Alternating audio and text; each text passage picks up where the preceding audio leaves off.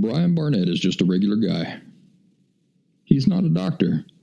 He has no legal license in any field of mental or emotional health. Brian Barnett merely shares the insights he's gained from his personal experiences for anybody who may choose to use such information as he or she personally chooses, while accepting full responsibility for his or her own individual thoughts, feelings, behaviors, and actions.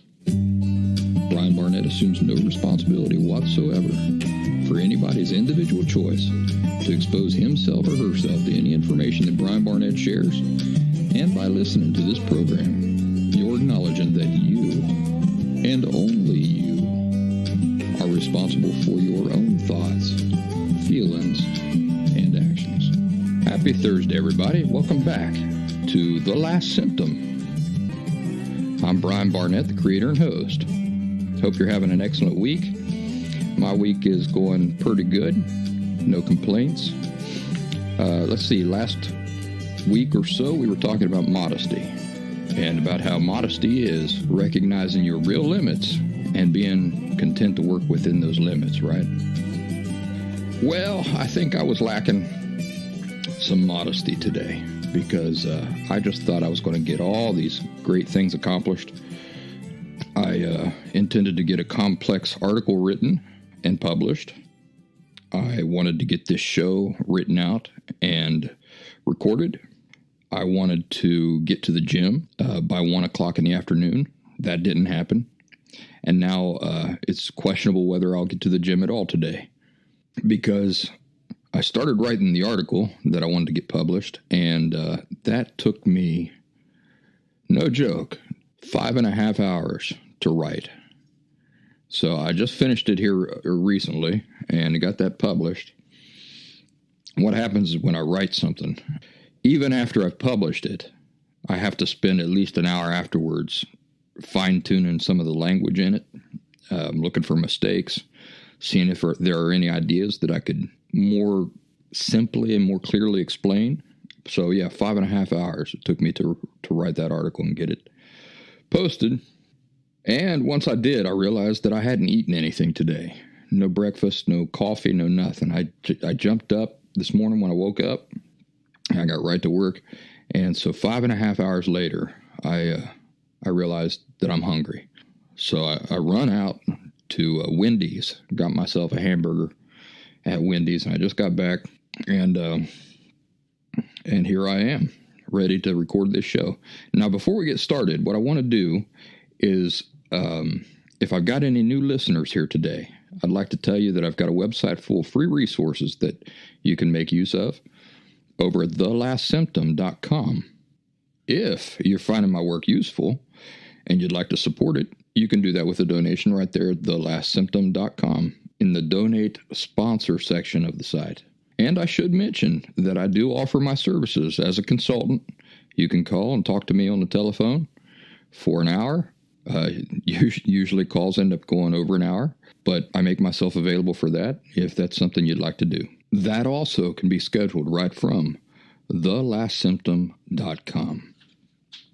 Well, let's get into today's topic. What is the most disturbing aspect of borderline personality disorder? This is an article I wrote. It's on the website, but a lot of people absorb information differently. So often what I'll do is when I write an article, then I just bring it right on over here to the podcast and present it to people in an audio format. So that's what I'm going to do with this one. What is the most disturbing aspect of borderline personality disorder? Well, I'm not only going to tell you the most disturbing aspect of having borderline personality disorder, but I'm also going to tell you a couple of related facts that you might find even more disturbing still. I know I do. But first, my credentials. For anybody who's listening for the first time, I don't want you to get the idea that I'm simply guessing about these things.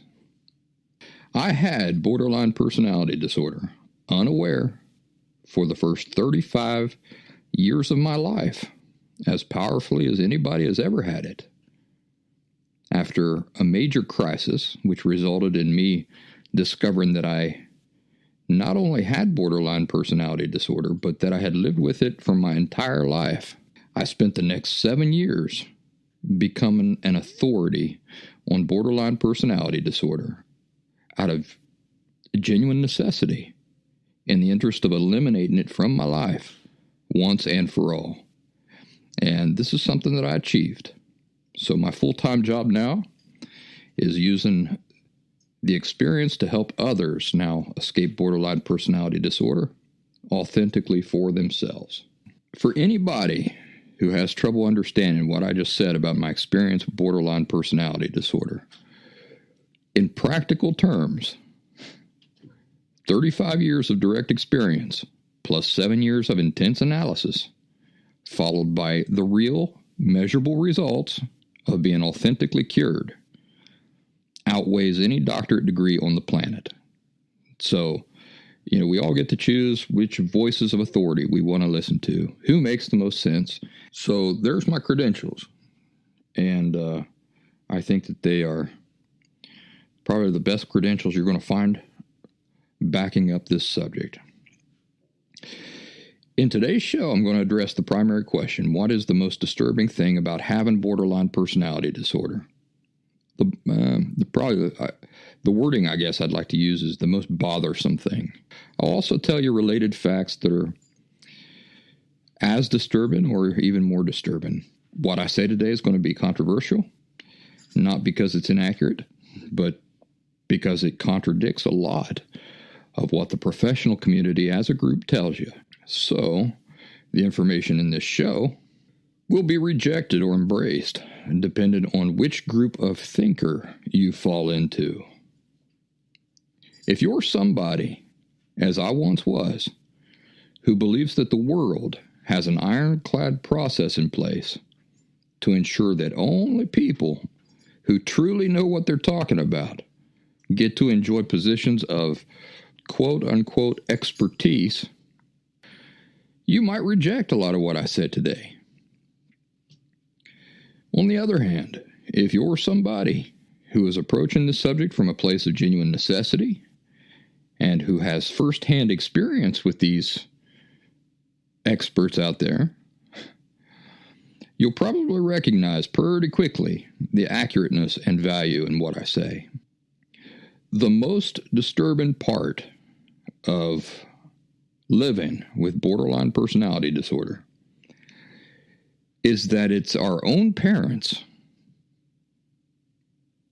the very people who are solely responsible for ensuring our physical, mental, and emotional well-being, while we're innocent, helpless children. Our own parents are also the very people who have damned us to lifetimes of immeasurable frustration, pain, and disorder. No matter how much they might have paid for our college educations, no matter how well they teach us to manage money, no matter how much they instill in us a love for God, no matter how much they might support our artistic endeavors, no matter how many luxurious vacations they take us on, no matter how often they get us out of tight jams, no matter how often they gave us money, no matter how far they went out of their way to help us in any situation, they failed at their most fundamentally important responsibility of all: to ensure our emotional well-being.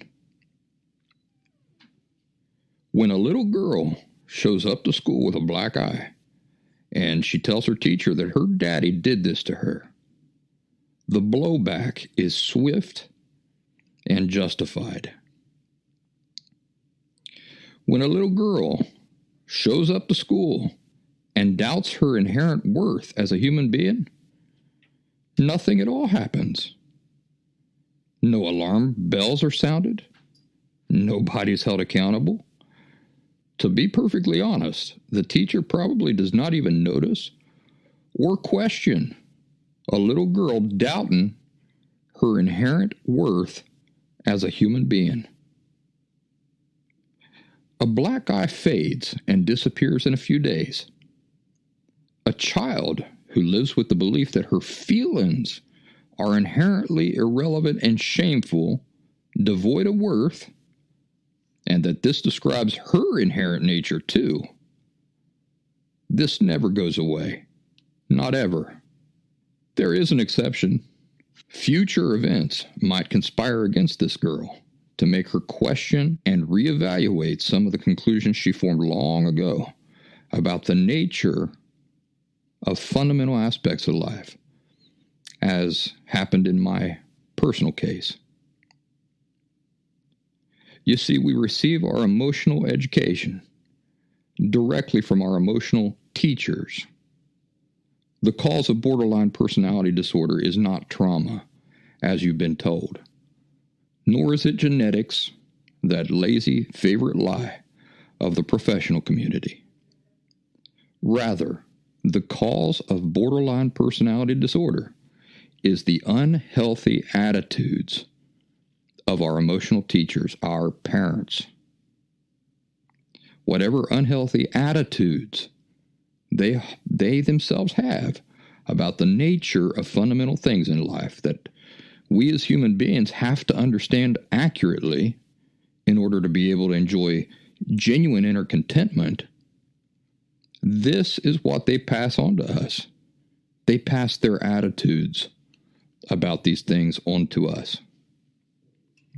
The most common attitude or misperception that they pass on to us as children regarding the nature of feelings is that they're a bother. Feelings are irrelevant. You see, they don't matter. When you express your genuine feelings, they scoff. They laugh. They get angry. They dismiss them. Your feelings do not in any way positively affect their manner of dealing with you. Therefore, your feelings do not contain any inherent worth. If your feelings do not make sense to them, then the feelings are irrelevant. You see, in order for your feelings to matter, something external has to provide that worth. This is why you're observant as a child from their attitudes. If your feelings are inherently irrelevant, shameful, devoid of worth, it isn't long before you conclude that you yourself are also inherently irrelevant and shameful, devoid of worth. After all, your feelings are you. They're what make you, you. Now, think for a second of the bigger picture that I'm trying to paint for you here. The true horror is not in what is happening right now with the child, even though this is horrific enough. The true horror is in what this will translate to in the coming years. What have the child's own parents subjected their child to? Well, here are just a few of the things. Number one, an inability to experience genuine intimacy, the very foundation of healthy relationships. You see, intimacy involves the revealing of one's authentic inner self to another person, and those who are intensely ashamed of who they are cannot bring themselves to do this. Number two, an inability to love oneself. Instead, the only possibility these children have is to live with self-loathing or self-hate. Intense shame, you see. A person who believes they're devoid of worth does not love himself or herself as a natural result. Quite the opposite. Number three, lifetimes of believing they have no inherent worth. So you see, any sense of worth they get to enjoy will be superficial and fleeting. It'll depend on external factors like the job they have, the boyfriend or the girlfriend they have, the house they live in, the car they drive. What happens when a person whose sense of worth depends on external things, what happens when they lose their job? Well, there goes their worth, right? What happens when the girlfriend breaks up with them? There goes their worth. What happens when the car they drive starts to get a little older? It's not brand new anymore. It's not drawing as much attention. People aren't oohing and awing over it anymore. Well, there goes your self-worth, right? Number 4, these folks will be angry and frustrated all the time, and they'll not understand why. In short, the parents, the very people with the sole responsibility of caring for their children's physical, mental, and emotional needs, have damned their own children to not only a black eye, but to an entire life of angst, frustration, failed relationships, and misery. Think about that. Think about that. An entire life of misery. Do these parents hate their children? Is that why they've brought this great curse upon them? Well, in some cases, there are evil parents. Such parents do exist. But overwhelmingly, in the greatest number of these situations, even my personal situation, the parents genuinely care for their children. They care. But they lack the qualifications to teach others about life based on the incredibly unhealthy educations they themselves received. They can't teach accurately what they themselves understand inaccurately. Is this an excuse? Am I, for example, excusing my own parents? No, it's not an excuse, and no, I'm not excusing them. Matters of responsibility are not subject to what one knows or doesn't know. When we're responsible for something, what this means is that we could have known if only we had tried. The failure of a parent to meet a child's emotional needs is no different than if they had failed to meet a child's physical needs. Imagine this. A child shows up to school with his ribs showing because he's obviously not eaten in 3 weeks. How would that go over, do you think? The child would justifiably be removed from his parents' care. This is an example of physical abuse. Likewise, all parents, whether their children are living at home or not, if those children have borderline personality disorder, those parents are guilty of emotional abuse. And just in case you're trying to mentally find a way around that, let me tell you that emotional neglect is emotional abuse. They're not different things. Emotional neglect, the failure to provide, is no different than if you were abusing proactively.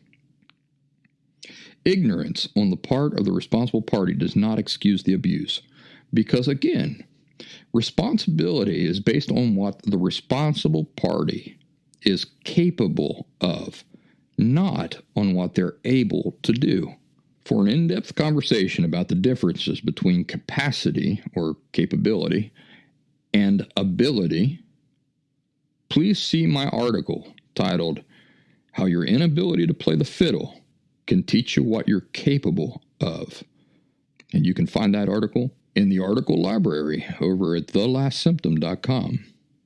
So by far, the most horrific aspect of borderline personality disorder, and I think about it often, is the breadth of abuse brought on innocent children by the very people who are responsible for caring for their physical, mental, and emotional needs.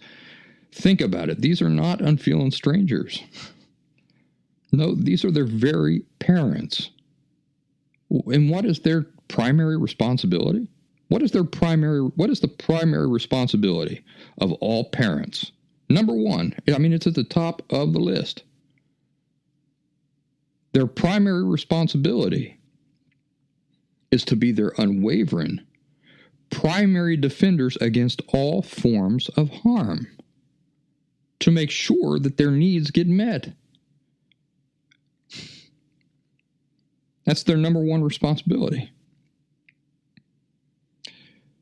So when a child ends up growing up with borderline personality disorder and becomes a grown adult with borderline personality disorder, lives until old age and dies with borderline personality disorder, the knowledge that their own parents did that to them is inexcusable. And inexcusable, by the way, means that there's nothing in the world that excuses it. Think about these children who will grow to old age and even death, never having experienced authentic inner contentment. And more horrific, even still, is that these children will grow up and have their own children. And what sorts of emotional educations will they pass on? They'll pass on the same emotional educations. They can't teach what they don't know. And they've never been given an emotionally healthy education. I myself believe that I broke a cycle that had probably been going on in both sides of my family for many, many generations. When I was married to my ex-wife, she was a historian by profession. And being a historian, she was very interested in family trees. So she did my family tree. And found out, by the way, you don't know this, but you're talking to a celebrity. Now, everybody try to calm down while I tell you this. But I am directly related to Abraham Lincoln. Yeah, it's true. My ex-wife found that out. She couldn't believe it. As a historian, that was very exciting for her. Apparently, old Abe and I, we share a great-great-great-grandfather or something like that. But anyway, old Abe and I, we're related. My reason for bringing this up is that she went back so far that she found out that my family was here in the United States as early as the early 1600s. She also got very excited about that because if you go out to Philadelphia, people will ask you where you're from. Well, they're not asking where you come from. Like, they're not asking, did you just get here from West Virginia or whatever? They want to know where you're from, where your people come from. That was culturally, that was something new for me. And I figured out the reason why they do that. The reason why they do that is because everybody in those parts can trace their lineage back 2 or 3 generations and know exactly that they're from England, or they're from Scotland, or they're from Africa, or, wherever from. So when I got to Philadelphia and they asked me, hey, where are you from? I said, well, West Virginia. No. Where are you from? They wanted to know. They weren't interested in me. They wanted to know where my ancestors come from. Well, it turns out that I'm a Heinz 57. I'm pretty much mixed with everything. I'm just a mutt. But I did have ancestors that come to the United States back in the early 1600s. And in that process of doing my family tree, my ex-wife come up with newspaper articles and all kinds of stuff. Causes of death for all my family members. And it's not hard for me to imagine that even early in the 1600s, when my family come to the United States and then got into the Appalachian Hills and started having children, and there we've been ever since, it's not hard for me to imagine that the distortions, the fundamental distortions that underlie borderline personality disorder, these misperceptions and misconceptions about the nature of feeling, self, and life, they probably were already cemented. So, by curing myself of borderline personality disorder, I believe that I broke a cycle that had probably been going on in both sides of my family for many, many generations. When I went to search for answers about what it was exactly that I was dealing with, and went to reach out for help from the professionals, I encountered only half-interested professionals, quote unquote, who did not seem to possess any true, intuitive insight about what it is that they're supposed to understand so well. Their quote-unquote expertise seemed to have been superficially memorized from books or directly from their professors' mouths. In fact, I get the impression that most of the ones I dealt with spend their time more concerned about presenting an appearance of professionalism and authority and understanding, presenting the appearance of these things, more than they're actually concerned about being professional, about having genuine understanding, about truly, intuitively having insight about these things. You see what I'm saying? Seems to me, and I had a lot of experience with them, it seems to me that most of them, when they get into this field, they're taught a certain way to sit, a certain way to talk to you, a certain way to react to what you say. They're taught these superficial things, and their energy and their focus goes into this rather than in them genuinely, intuitively understanding the very conditions that they're supposed to be helping people with. I paid them ungodly amounts of money, and in return, I got nothing. I got nothing of value. For over 2 years, it went like this. And while interacting with a dozen different quote-unquote experts, they superficially dealt only with my symptoms. They never accurately diagnosed me with borderline personality disorder. Can you believe that? The very simplest of all of their responsibilities, they could not even do that.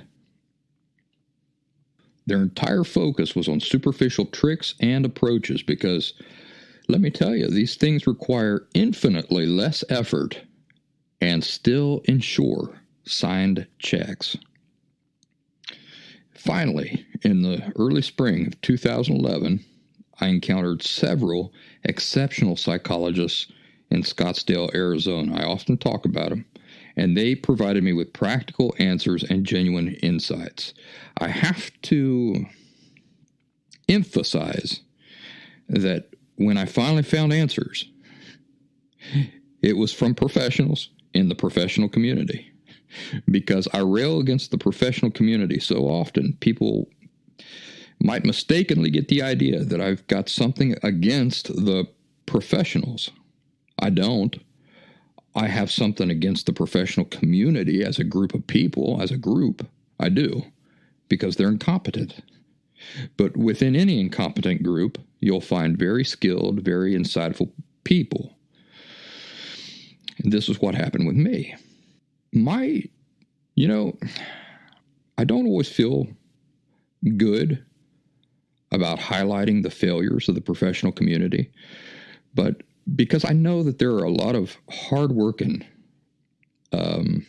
genuine people within that community. But when I ask myself, what is my primary objective by doing this work? My primary objective is to help people who are suffering. So I can spend my time worrying about how I'm going to make somebody in the professional community feel by highlighting their failures and their real incompetence. But when I realized that my job, my objective is to truly help people who are suffering, that trumps my concern about hurting somebody's feelings in the professional community. People have to know that when you go to a therapist, or you go to a psychologist, or you go to a psychiatrist, that just because they have those titles and certificates, that doesn't mean they know what they're talking about. It doesn't mean you're getting a good psychologist just because you go to a psychologist. Just because you go to a psychologist and his going rate is $350 an hour does not mean that that's a good person, that he's knows how to help you, that the information that he's given you is accurate. It doesn't mean that at all. So you have to be very discerning when you go looking for a therapist. And that's really my message. You got to be discerning when you go searching for a therapist. I'm not saying don't go to therapists. What I'm trying to do is offset or counterbalance the lies and inconsistencies and misinformation that they, with much more authority and much more powerful voices, are spreading in the world. So there has to be a counterbalance. People who are suffering, who don't need to suffer, need to have accurate information that they can go to instead. That's what my work is meant to provide. And in order to do that, I have to illustrate often how the professional community is failing you. It's nothing personal. So I took what I learned from these very excellent, exceptional psychologists in Scottsdale, Arizona.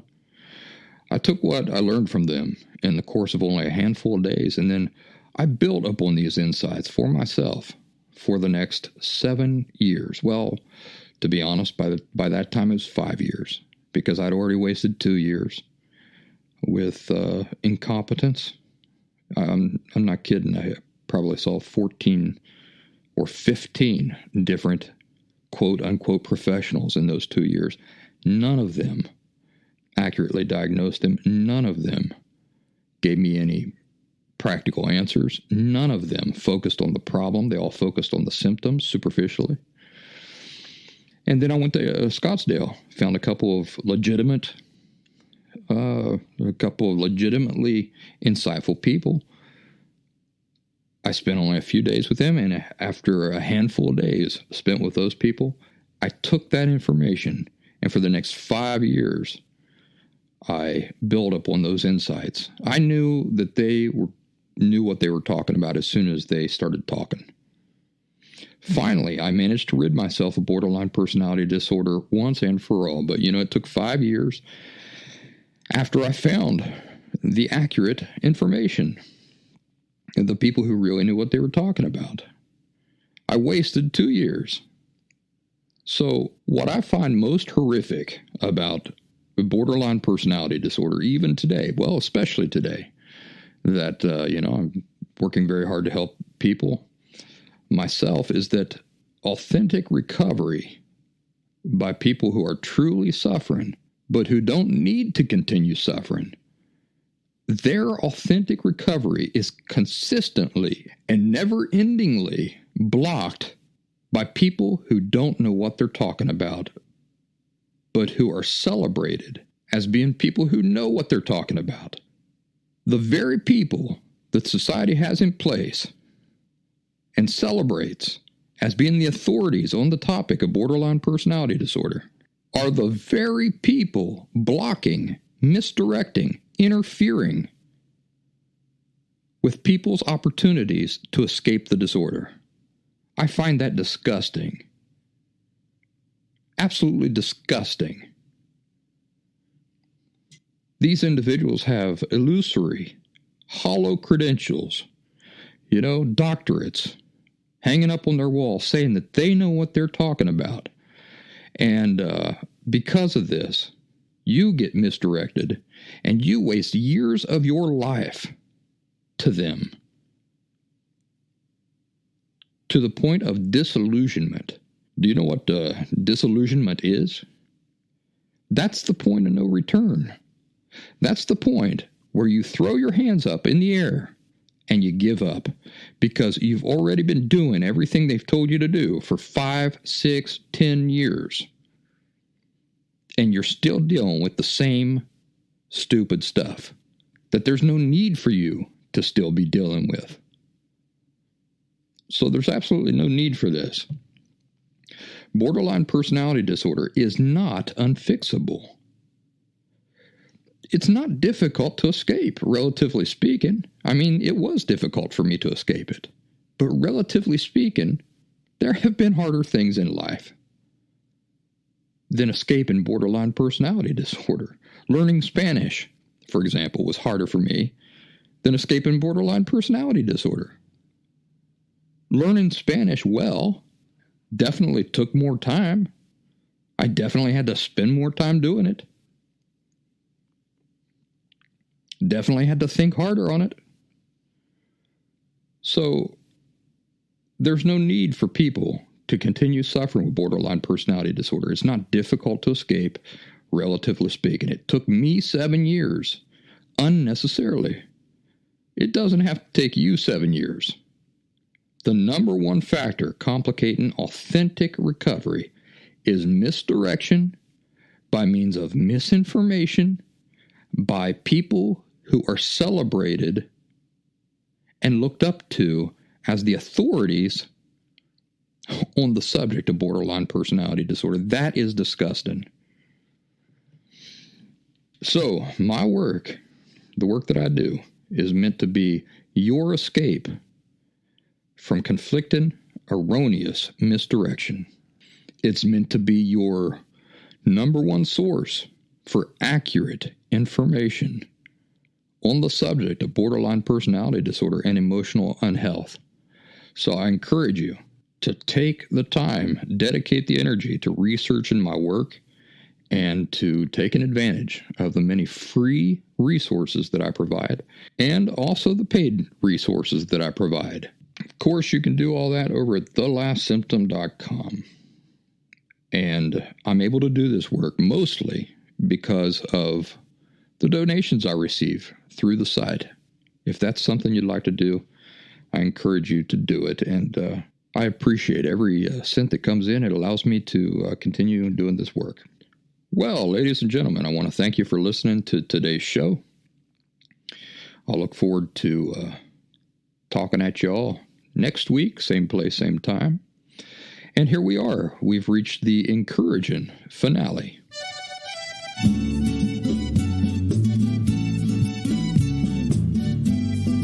When I was a kid, outhouses played a big part in my life.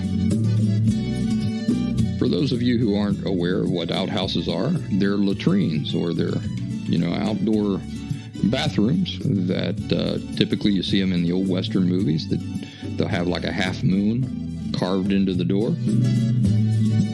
Well, I tell you honestly and truly, 95% of the time when I went to the bathroom, it was in an outhouse. Very few people I knew had indoor plumbing.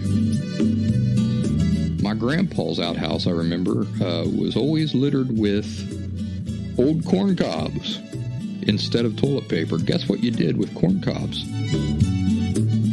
That's right. They were a substitute for toilet paper. So you clean yourself with the dry corn cob and then toss it down the hole. I'm not making that up.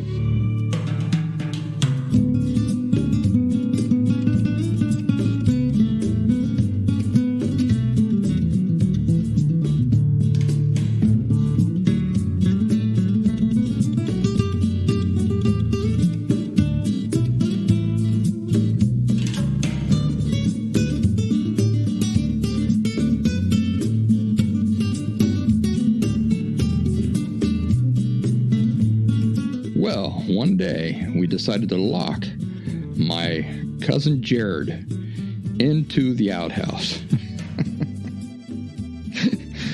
And it was a very hot and steamy summer day. We left him there, and we all went down into the woods to play.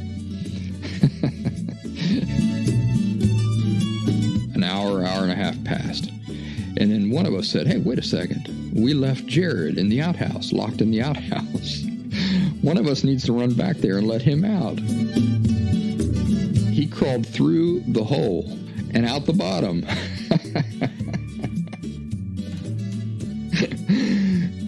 That is dedication to an escape.